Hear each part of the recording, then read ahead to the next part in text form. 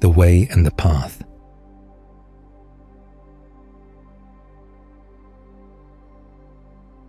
Two 2,500 years ago, on opposite ends of Asia, two traditions noticed that water knows something.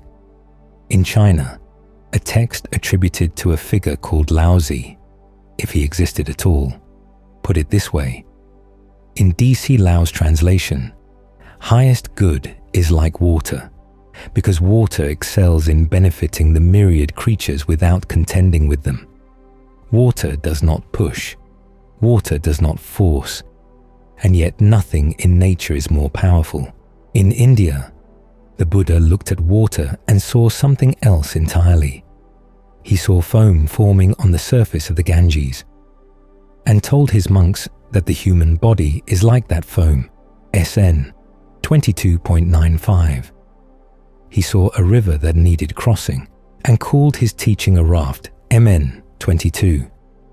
Not something to worship, something to use, and then to leave behind. Same teacher, water. Two completely different lessons. Alan Watts spent much of his life arguing that Buddhism and Taoism were, at their core, pointing at the same thing. He was one of the most gifted communicators of Eastern philosophy the West has ever produced. And tonight, we owe him a debt, but we also owe him honesty, because the full picture is more interesting than the one he painted. The Tao Te Ching begins with one of the most famous opening lines in the history of human thought. In Lao's translation, the way that can be spoken of is not the constant way. The name that can be named is not the constant name. The Buddha, when asked certain questions, whether the cosmos is eternal, whether the self exists after death, responded with silence, MN 63. Not because he did not know, because answering, he said, would not lead to disenchantment, to dispassion, to cessation. Two traditions, both pointing beyond language, but what they are pointing at and how they say you get there, that is where the conversation becomes genuinely interesting. Tonight, three things Buddhism and Taoism agree on, three things they honestly do not, and why the places where they part company may tell you more about both traditions than the places where they converge.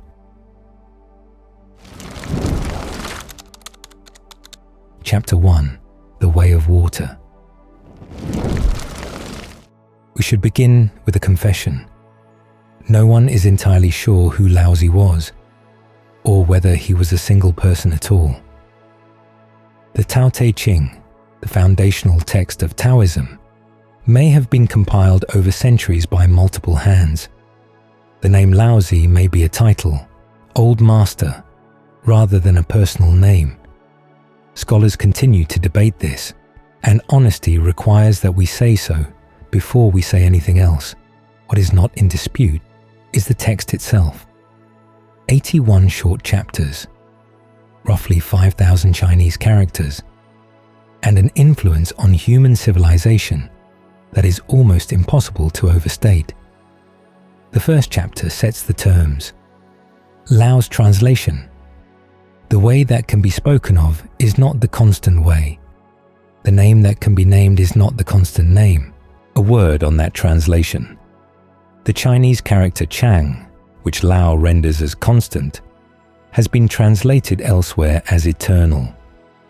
Stephen Mitchell's widely read version uses eternal, but Chang means something closer to regular, ongoing, enduring, not outside of time in the metaphysical sense. This is not a small difference. It is the difference between a text that points to something beyond all change and a text that points to something so deeply woven into change that language cannot pin it down. Lao's reading keeps us closer to the Chinese, and this is the first thing the Tao Te Ching wants you to understand. Whatever the Tao is, it is not something that words can deliver to you. The text will spend 81 chapters using words to tell you this. Chapter 8 introduces the image that will stay with us all evening. Lao again. Highest good is like water. because water excels in benefiting the myriad creatures without contending with them, and settles in places that all other people disdain. It comes close to the way. Water does not compete. Water does not assert. Water flows to the lowest place, the place no one wants. And from that position of apparent weakness, it shapes stone, carves canyons, sustains every living thing on earth. The Tao Te Ching is asking you to notice this, not as poetry, though it is extraordinary poetry, but as instruction. The highest good operates the way water operates, without contention. This is the soil from which the concept of Wu-Wei grows. And Wu-Wei is almost certainly the most misunderstood idea in Chinese philosophy. The standard translation, non-action, is wrong. Not approximately wrong, fundamentally misleading. Edward Slingerland, whose 2003 study Effortless Action remains the scholarly benchmark, defines Wu-Wei as effortless action. Action that is so perfectly aligned with the natural pattern of a situation that it feels as though no effort is being exerted, even when, from the outside, what is happening is extraordinarily skilled. Slingerland also names the central paradox. He calls it the paradox of Wu-Wei. How do you try not to try? How do you make effort to become effortless? If you deliberately pursue spontaneity, you have already lost it. If you do not pursue it at all, you will never find it. This paradox is not a flaw in Taoist thinking. It is, in many ways, the engine of it. Chapter 48 of the Tao Te Ching puts the aspiration plainly. Lao. In the pursuit of learning, one knows more every day. In the pursuit of the way, one does less every day. One does less and less until one does nothing at all. And when one does nothing at all, there is nothing that is left undone. Read carelessly. This sounds like a prescription for passivity. Sit still. Do nothing. Wait. But that reading collapses under the weight of the tradition's own literature. The Tao Te Ching is not the only Taoist text, and the passage that demolishes the passivity reading once and for all comes not from Laozi, but from a figure named Zhuangzi, a philosopher who lived roughly a century later, around the 4th century BCE. His text, the Zhuangzi, contains one of the most remarkable passages in the history of world philosophy. It is the story of Cook Ding. Cook Ding is a butcher. He has been asked to carve an ox for Lord Wenhui, and what Lord Wenhui witnesses is not labor. It is something closer to music. In Burton Watson's translation, Cook Ding was cutting up an ox for Lord Wenhui. At every touch of his hand, every heave of his shoulder, every move of his feet, every thrust of his knee, zip, zoop, he slithered the knife along with a zing, and all was in perfect rhythm, as though he were performing the dance of the Mulberry Grove or keeping time to the Qingshu music. Lord Wenhui says, "Ah, this is marvelous. Imagine skill reaching such heights." And Cook Ding puts down his knife and replies, "This is the heart of it. What I care about is the way, which goes beyond mere skill. When I first began cutting up oxen, all I could see was the ox itself. After 3 years, I no longer saw the whole ox. And now I go at it by spirit and do not look with my eyes. Perception and understanding have come to a stop, and spirit moves where it wants. I go along with the natural makeup, strike in the big hollows, guide the knife through the big openings, and follow things as they are. So I never touch the smallest ligament or tendon, much less a main joint. A good cook changes his knife once a year because he cuts. A mediocre cook changes his knife once a month because he hacks. I have had this knife of mine for 19 years, and I have cut up thousands of oxen with it, and yet the blade is as good as though it had just come from the grindstone. However, whenever I come to a complicated place, I size up the difficulties, tell myself to watch out and be careful, keep my eyes on what I'm doing, work very slowly, and move the knife with the greatest subtlety until, flop, the whole thing comes apart like a clod of earth crumbling to the ground. I stand there holding the knife and look all around me, completely satisfied and reluctant to move on, and then I wipe off the knife and put it away. Lord Wenhui says, "Excellent. I have heard the words of Kuk Ding and learned how to care for life." That last line is the key. Lord Wenhui does not say he has learned how to butcher. He says he has learned how to care for life. A passage about carving an ox has become a passage about how to move through the world. Notice what Kuk Ding is doing. He is not passive. He is not sitting still. He is performing an act of extraordinary physical skill, and yet perception and understanding have come to a stop. Spirit moves where it wants. He follows things as they are. This is Wu Wei, not the absence of action, the absence of forcing. The knife moves through the spaces that are already there. It does not hack through bone. It does not impose its will on the ox. It finds the pattern and follows. And notice one more thing. The word Wu Wei does not actually appear in the Kuk Ding passage. Slingerland makes this point. What we see instead is a description of what Wu Wei looks like from the inside. The concept is demonstrated, not labeled, which is, if you think about it, entirely consistent with a tradition that opens by telling you the way that can be spoken of is not the constant way. Chapter 56 of the Tao Te Ching circles back to this. Lao. One who knows does not speak. One who speaks does not know. This is not anti-intellectualism. It is a claim about the limits of language when confronted with direct experience. Kuk Ding cannot fully explain what he does. He can only do it. The Tao Te Ching cannot fully deliver the Tao. It can only point and then fall silent. Wu Wei is not doing nothing. It is doing everything in accordance with the natural pattern of the thing. The water that shapes the canyon is not passive. It is patient. It is yielding. And it is, over time, more powerful than the stone it wears away. That is the Taoist picture. Now, what happens when you place it next to a tradition that uses very different language about effort, about striving, about what it takes to wake up? Chapter 2. The Path of Effort. The Buddha's teaching is sometimes called a path. The Pali word is magga, and a path, by definition, is something you walk. It does not walk itself. The Noble Eightfold Path, right view, right intention, right speech, right action, right livelihood, right effort, right mindfulness, right concentration, is the Buddha's answer to the question that every serious tradition must eventually face. You have diagnosed the problem. Now what do you do about it? The Taoist answer, as we have just seen, moves toward dissolving the question. Stop forcing. Align with the natural pattern. The doing will take care of itself.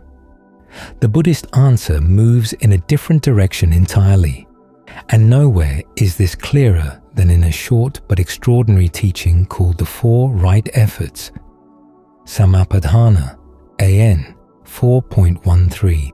There are four components. First, a practitioner generates desire, makes effort, arouses energy, exerts the mind, and strives to prevent unwholesome states that have not yet arisen. Second, to abandon unwholesome states that have already arisen. Third, to develop wholesome states that have not yet arisen. Fourth, to maintain wholesome states that have already arisen. The Pali vocabulary is worth hearing because it leaves no room for ambiguity. Chandam janeti generates desire. Vayamati makes effort. Viryam arabhati arouses energy. Citam paganhati exerts the mind. Padahati strives. This is not the language of letting things happen. This is not the language of flowing with the natural pattern. This is, unambiguously, the language of deliberate cultivation. The practitioner generates, arouses, exerts, strives.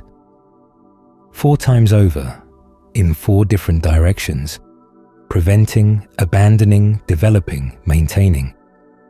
The same vocabulary of active, volitional effort. If you place this passage next to chapter 48 of the Tao Te Ching, one does less and less until one does nothing at all. You would not mistake one for the other. They are not saying the same thing. They are not even saying similar things in different language. They are offering genuinely different instructions about what a human being should do when confronted with the gap between how things are and how things could be. But, and this is where it gets interesting, the Buddha was not a brute force teacher either. There is a passage in the Pali Canon that, at first glance, sounds remarkably Taoist. A deity asks the Buddha, "How did you cross the flood?" And the Buddha replies, in Thanissaro Bhikkhu's translation, "Without pushing forward, without staying in place, I crossed the flood." S.N. 1.1. Bhikkhu Bodhi's translation renders the same exchange. "Without any support, without struggling, I crossed the flood, without pushing forward, without struggling." If you stopped here, if you lifted this one line out of context and placed it next to the Tao Te Ching, you might conclude that the Buddha and Laozi were indeed saying the same thing.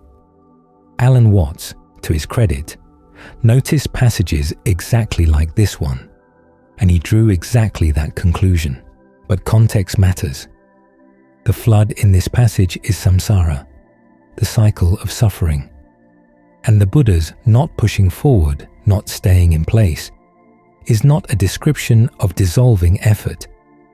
It is a description of the middle way, the path between 2 extremes, between self-mortification on one side, which pushes too hard, and indulgence on the other, which does not push at all. The Buddha is not saying stop trying. He is saying stop trying in the wrong way. This is calibration, not dissolution. And the Buddha illustrated this calibration with one of the most elegant metaphors in the entire canon. A monk named Sona had been practicing walking meditation so intensely that his feet were bleeding. He was exhausted. He was making no progress. He was considering leaving the monastic life altogether. The Buddha came to him and asked a single question. "Sona, when you were a layman, were you not skilled at playing the lute?" A.N. 6.55. Sona said yes. "And when the strings of your lute were too tight, was your lute in tune and playable?" "No, Venerable Sir." "And when the strings were too loose, was your lute in tune and playable?" "No, Venerable Sir." "But when the strings were neither too tight nor too loose, but tuned to be right on pitch, then was your lute in tune and playable?" "Yes, Venerable Sir." In the same way, Sona, over-aroused energy leads to restlessness, and overly slack energy leads to laziness. Therefore, keep your energy in balance. Not too tight, not too loose. Right effort is correct tuning. This is not Wu Wei. A lute player is not doing nothing. A lute player is making constant, subtle adjustments, tightening here, loosening there, to find the precise tension at which music becomes possible. The effort is real. It is active. It is deliberate. But it is not brute force. It is skilled effort. Calibrated effort. Effort that knows when it is pushing too hard and when it is not pushing hard enough. The Taoist sage dissolves the distinction between effort and effortlessness. The Buddhist practitioner holds both in view and tunes. Both traditions warn against brute force. On this, they agree completely. A practitioner who white-knuckles their way toward liberation will not arrive. The Tao Te Ching knows this. The Buddha knows this. But what they prescribe after that shared warning is different. Taoism says, the forcing is the problem, dissolve it. Buddhism says the forcing is a miscalibration, tune it. Buddhist Middleway calibrates effort. It does not dissolve it.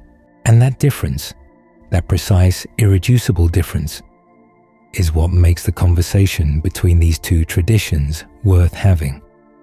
Not because one is right and the other wrong, but because they illuminate different aspects of the same human struggle. The struggle to act well in a world that does not come with instructions. We have now heard both voices. The Taoist voice, speaking through water and Cook Ding's knife.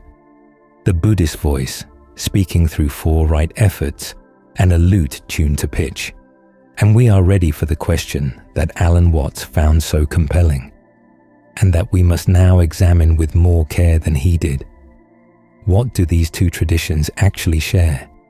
And where, honestly, do they part? Chapter 3. What they share. Alan Watts deserves a moment here. Before we examine the convergences and the divergences, we should acknowledge what he did and what he did not do. Watts was not a scholar in the academic sense. He did not read Pali. His Chinese was limited. What he possessed was something rarer and, in its own way, more valuable. An extraordinary ability to make Eastern philosophy feel urgent, personal, and alive to a Western audience that had never encountered it. Millions of people came to Buddhism and Taoism through Alan Watts. That is not a small thing. It is, in fact, an enormous thing. But Watts had a tendency, and he would probably have admitted this with a smile, to smooth the edges, to find the unity beneath the difference, to suggest that Buddhism and Taoism were, at their deepest level, 2 fingers pointing at the same moon. The convergences he identified were real.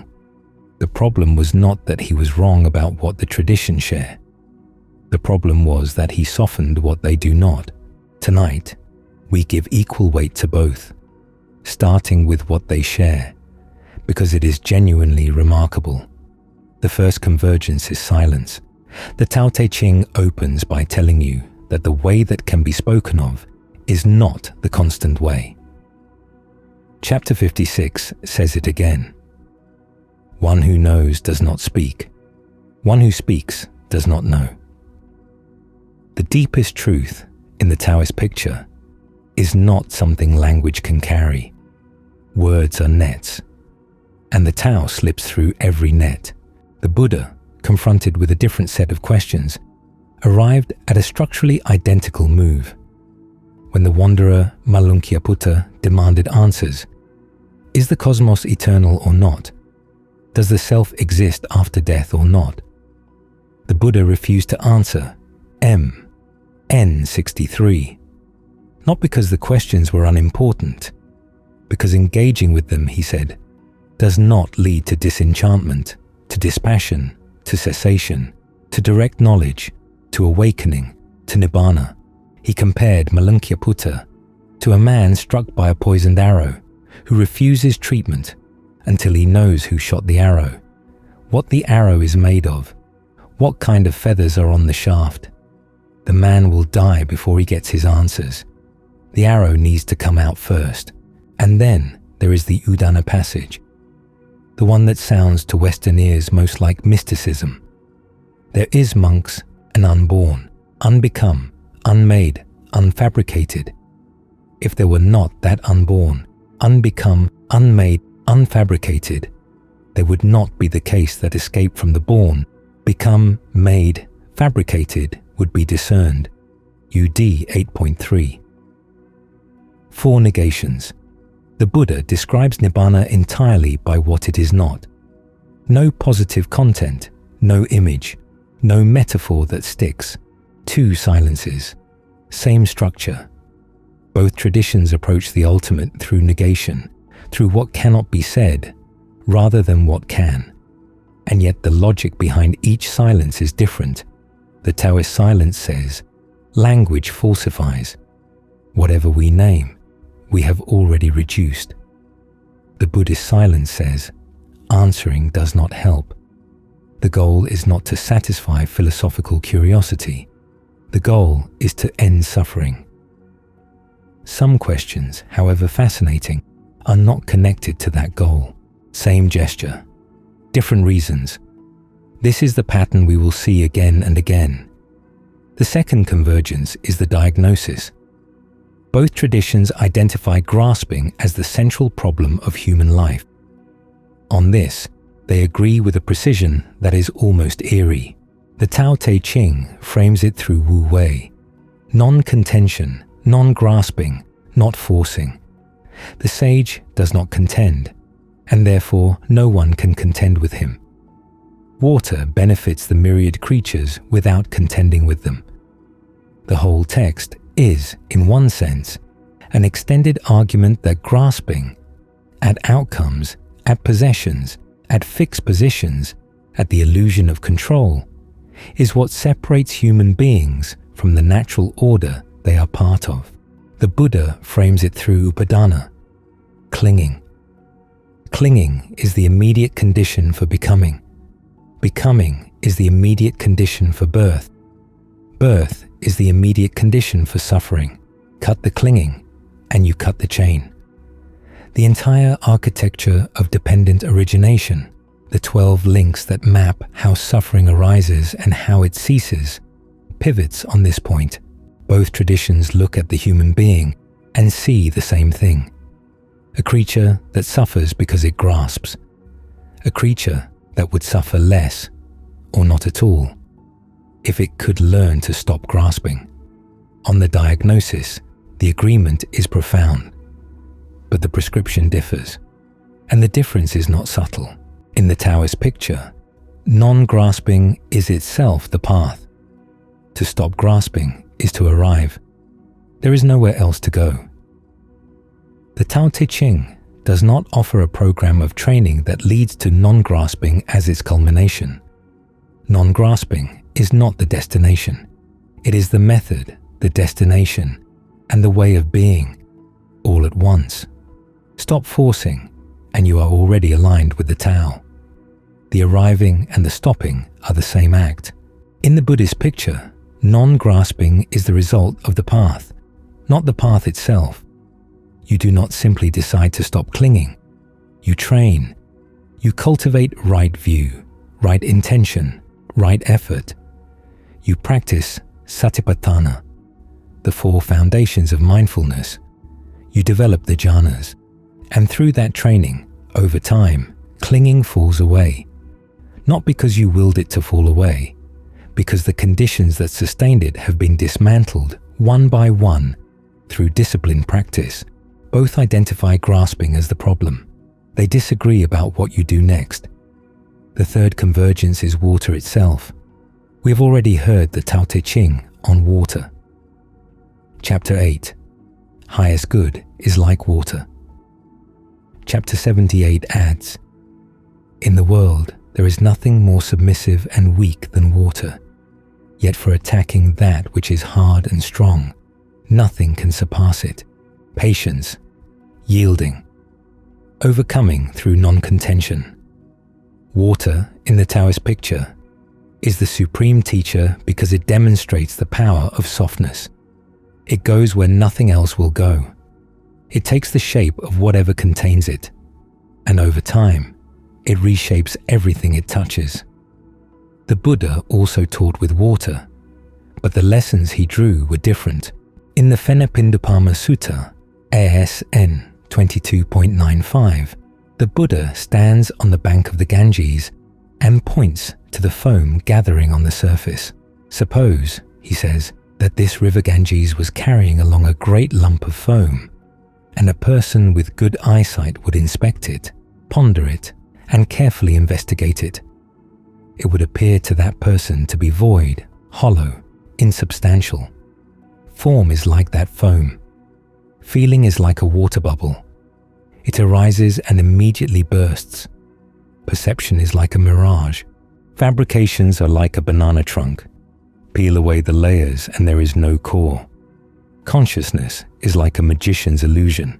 Water, for the Buddha, teaches insubstantiality, not effortless power, not the strength of yielding. The lesson is, look closely at what you take to be solid, and you will find foam. Look closely at what you take to be yourself, and you will find bubbles arising and passing away. And then there is the raft. In the Alagādapāma Sutta, MN 22, the Buddha compares his own teaching to a raft, something you build to cross a body of water and then leave on the far shore. You do not carry the raft on your head once you have crossed. The teaching is a tool. Water is the obstacle. The crossing is the point. Laozi watches water and sees effortless power. The Buddha watches water and sees impermanence and the possibility of crossing to the other side.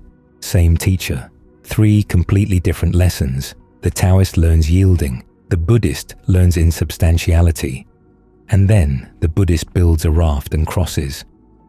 Alan Watts saw all 3 of these convergences: the shared silence, the shared diagnosis of grasping, the shared reverence for water as teacher. He was right about all of them. They are real, they are deep, they are not coincidences. And he softened what comes next, because the places where these 2 traditions part company are not minor disagreements. They are not differences of emphasis or cultural flavor. They are fundamental, irreducible philosophical divergences. And they are what make both traditions worth taking seriously on their own terms, rather than collapsing into a single, comfortable synthesis. Chapter 4. Where they part. There are 3 divergences. They are not flaws in either tradition.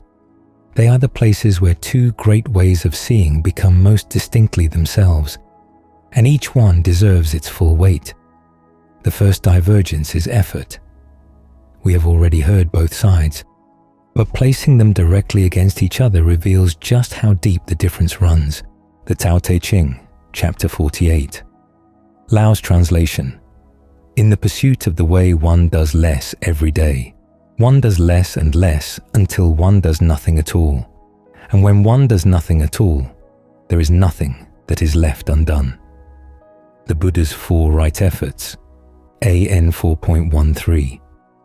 A practitioner generates desire, makes effort, arouses energy, exerts the mind and strives to prevent, to abandon, to develop, to maintain. One tradition says, do less, then nothing, and everything will be accomplished. The other tradition says, generate, arouse, exert, strive. 4 directions, 4 times over. And through that striving, calibrated, not brute, the conditions for liberation are built. It is tempting to harmonize these. It is tempting to say that the Tao Te Ching is talking about a more advanced stage, that once effort has done its work, it falls away, and what remains is something like Wu Wei. Attractive as this reading is, it does not survive contact with either tradition's own texts.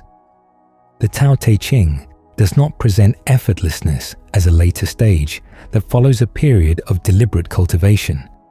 It presents effortlessness as the method from the beginning, in the pursuit of the way one does less every day from the start.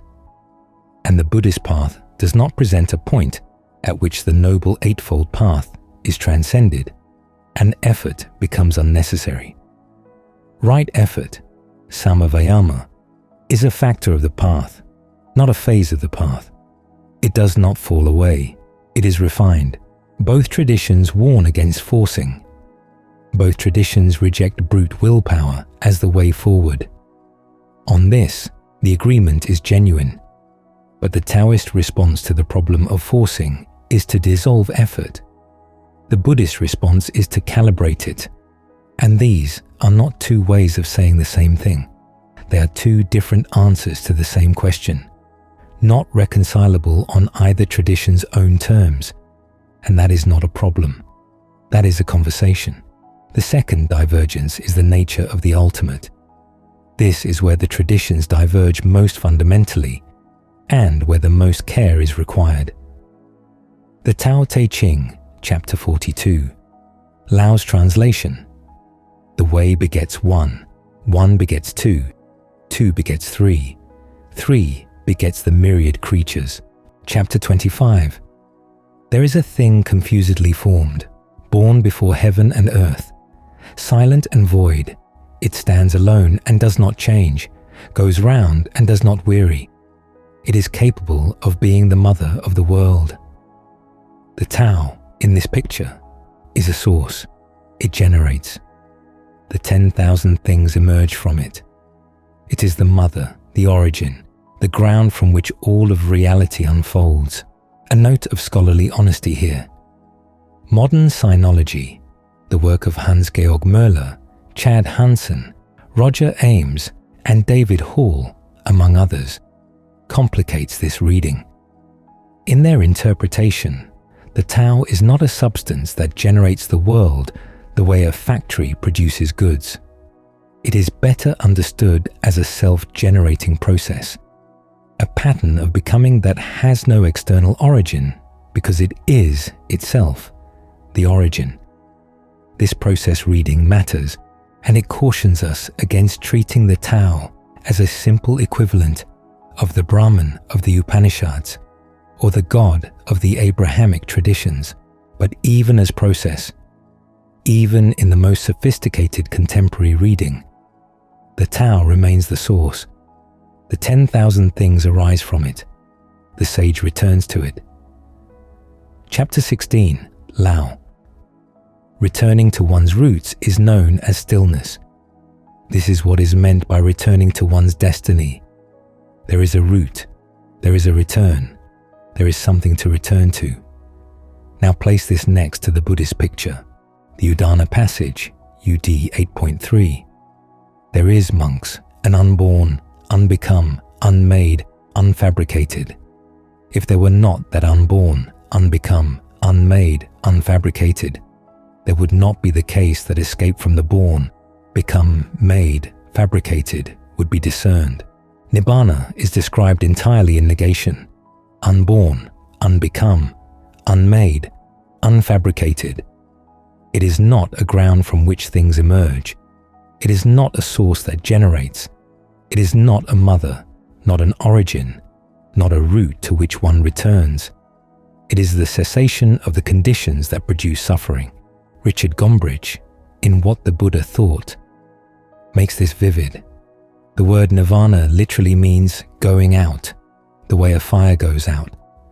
The three fires of greed, hatred, and delusion. Nibbana is the extinguishing of those fires, not a place you arrive at, not a ground you rest upon, an ending. Bhikkhu Bodhi, one of the most respected living translators of the Pali Canon, puts it with characteristic precision. The Buddha's Dhamma does not point us toward an all-embracing absolute, in which the tensions of daily existence dissolve in metaphysical oneness. The Tao generates, Nibbana extinguishes. One tradition says, there is a source, and wisdom consists in aligning with it, returning to it, living in accordance with its pattern. The other tradition says, there is no source to return to. There is a fire to put out, and what remains when the fire is out is not a ground, but a freedom that language cannot describe. This is not a difference of vocabulary. It is a difference of architecture. The Taoist universe has an origin. The Buddhist path has an exit. And these two structures point in genuinely different directions. The third divergence is the self. The Tao Te Ching, chapter 16, again. Returning to one's roots is known as stillness. This is what is meant by returning to one's destiny. There is a root, and there is someone who returns to it. The sage, in the Taoist picture, has a home, a natural ground, and the work of a lifetime is to find the way back. The 10,000 distractions of the world pull the sage away from the root. Wisdom pulls the sage back. The Zhuangzi adds a layer that complicates this, and it is one of the most famous passages in all of Chinese philosophy. Burton Watson's translation. Once Zhuangzi dreamt he was a butterfly flitting and fluttering around, happy with himself and doing as he pleased. He did not know he was Zhuangzi. Suddenly he woke up, and there he was, solid and unmistakable Zhuangzi. But he did not know if he was Zhuangzi, who had dreamt he was a butterfly, or a butterfly dreaming he was Zhuangzi. This is playful. This is destabilizing. This calls into question the solidity of identity in a way that feels, at first, very close to the Buddhist project. Who am I really? Am I the dreamer or the dream? But notice what the passage preserves. There is a Zhuangzi. There is a butterfly. The question is which one is dreaming, not whether there is a dreamer at all. The instability is about which identity is real. It is not about whether identity itself is an illusion. Someone is dreaming. The question is who. The Buddhist answer is different, not different in degree, different in kind. The Buddha's teaching of anatta, not self, does not ask which self is the real one. It asks whether there is a stable self in either state to do the dreaming. The five aggregates, form, feeling, perception, mental formations, consciousness, are each examined and found to be impermanent, conditioned, and therefore not fit to be regarded as self, SN 22.59. Not the wrong self, not a lesser self that obscures the true self. No self, no root to return to, no ground beneath the ground. The Taoist sage returns to the source. The Buddhist arahant, the fully awakened one, ceases the conditions that produce the illusion of a returner. This is the deepest of the three divergences, and it is the one that most resists the kind of synthesis that Alan Watts found so appealing. Because if the Taoist picture preserves a root, a source, a ground to which the sage returns, and the Buddhist picture dismantles the very notion of a ground, then these two traditions are not pointing at the same thing from different angles. They are pointing at different things. And the honesty of saying so is what makes the conversation between them genuinely productive, rather than merely comforting. These three divergences, on effort, on the ultimate, on the self, are not failures of understanding on either side. They are the places where each tradition has thought most deeply, most carefully, and most originally. They are what make Taoism, Taoism, and Buddhism, Buddhism. And a comparison that smooths them away does not honor either tradition. It diminishes both. Close. So what do we do with Alan Watts? We credit him, and we complicate him. Watts saw three genuine convergences: the shared silence, the shared diagnosis of grasping, the shared reverence for water, and he communicated them to a Western audience with a clarity and warmth that no one has matched since. He opened doors that had been closed for centuries. He made the intellectual traditions of Asia feel like they belong to everyone. That contribution is real, and it is permanent. But Watts was a bridge builder by temperament, and bridge builders by nature emphasize the connections between the two shores.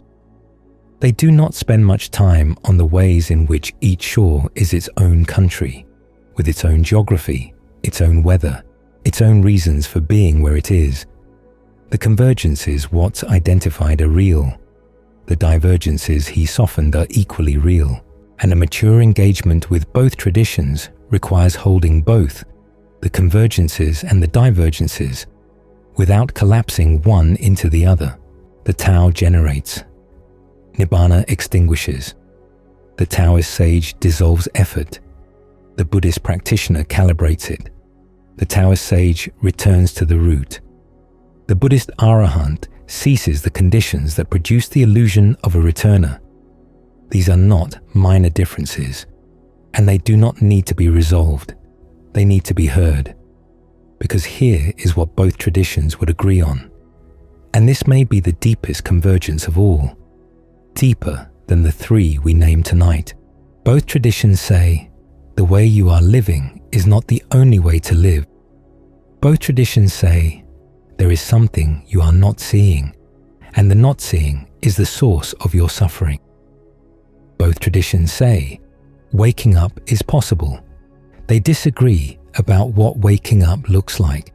They disagree about how you get there. They disagree about what you find when you arrive. But on the fundamental claim that human beings are, in some crucial sense, asleep, and that waking is both possible and necessary, they speak with one voice. The Tao Te Ching closes, in its 81st chapter, with a line that has the quality of a benediction. Lao's translation: the way of heaven benefits and does not harm. The way of the sage is bountiful and does not contend. Benefits and does not harm. Bountiful and does not contend. That is the Taoist picture of a life well lived. The Buddha used a different word for something that rhymes with this: kalyana mitata, spiritual friendship. He told his attendant Ananda that spiritual friendship is not half of the holy life, it is the whole of the holy life. A life oriented toward the welfare of others, a life that benefits and does not harm. Different frameworks, different vocabularies, different metaphysics. And yet, when you ask both traditions to describe what a fully realized human being actually does, how that person moves through the world, how that person treats other living beings, the descriptions converge again. Not because the traditions are secretly the same, but because both have looked at human life with extraordinary depth and care, and some truths about how to live well are robust enough to survive very different philosophical architectures. Here is a practice. It is one sentence long, and both traditions would recognize it. Notice when you are forcing and when you are moving with the natural pattern of the thing. The Buddhist would add, and calibrate your effort accordingly. The Taoist would add, and trust the pattern. They would not agree on what comes after the noticing, but on the noticing itself, on the moment of waking up to what you are actually doing right now, in this breath. They would not disagree. Two traditions, both old enough to have outlived every empire that tried to contain them. Both still practiced, still studied, still argued about, still alive. One begins with a text that says, the way that can be spoken of is not the constant way. The other begins with a man who sat under a tree until he understood suffering, and then spent 45 years speaking about what he found. Both paths lead somewhere real. Neither cancels the other. And that is why the conversation continues.